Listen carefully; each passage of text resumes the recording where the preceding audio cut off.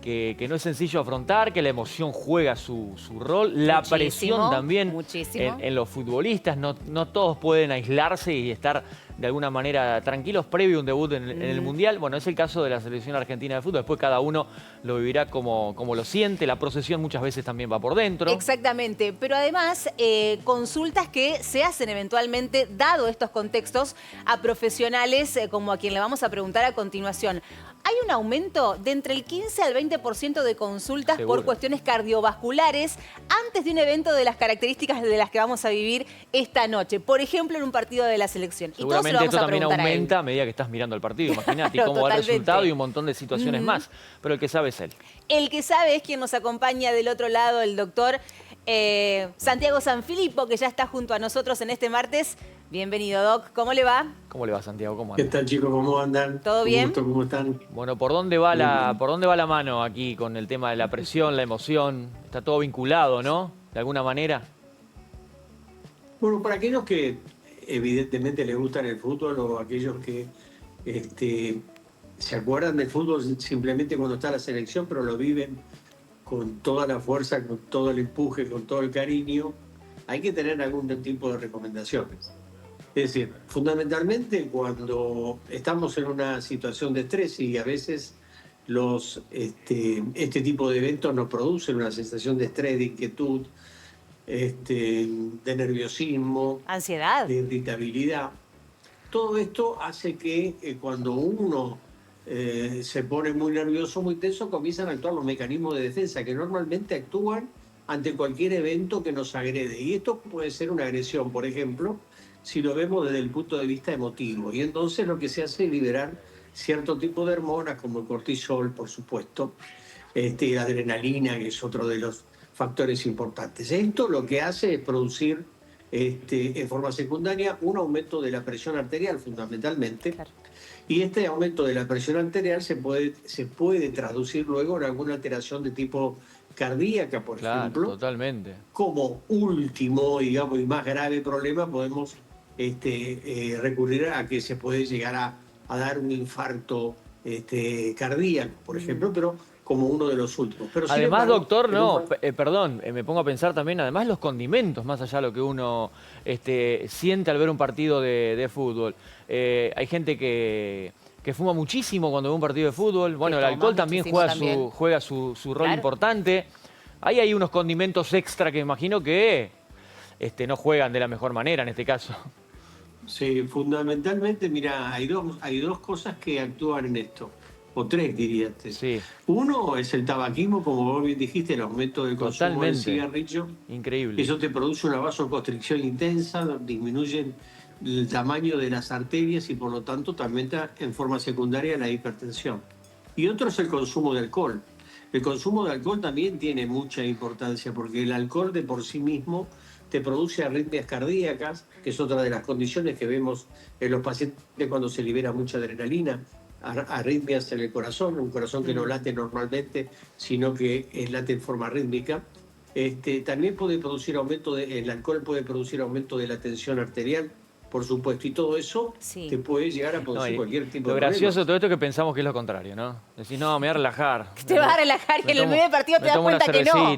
No, y todo lo contrario. Estamos haciendo todo mal. Quería volver sobre el tema de la presión arterial. Tal vez para hacer la salvedad entre aquellas personas que ya están diagnosticadas y medicadas también y las personas que no lo estamos. ¿Cuál es la recomendación para estos dos grupos de personas? Primero, para las personas que están medicadas y ya tienen una hipertensión moderada, severa, la medicación ese día, por supuesto, no tienen que dejarla. Tampoco tienen que aumentarla, en el sentido que no hay por qué, porque incluso se puede llegar a producir el efecto inverso y producir una hipotensión y en todo caso esa baja de presión puede ser perjudicial.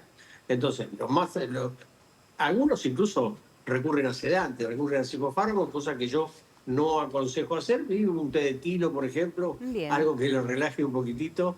Y la charla previa, la charla entre la familia, la charla con la gente, la charla con los compañeros, con los amigos que van a ver el televisor, esa charla es fundamental.